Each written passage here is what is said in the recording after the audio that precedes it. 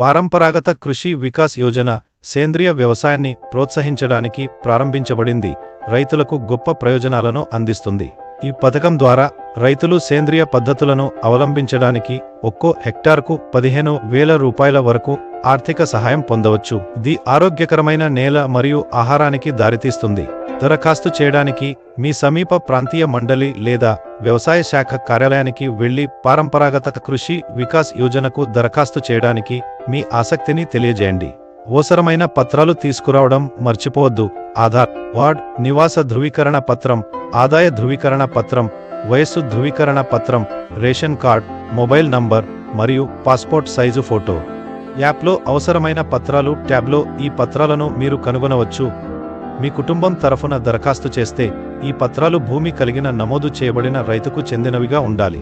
కేంద్రంలోని సిబ్బంది దరఖాస్తు ప్రక్రియలో మీకు మార్గనిర్దేశం చేస్తారు.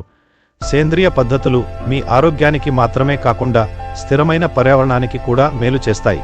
దరఖాస్తు ప్రక్రియను అనుసరించడంలో ఇది మీకు సహాయపడుతుందని ఆశిస్తున్నాము. మీ సమయానికి ధన్యవాదాలు.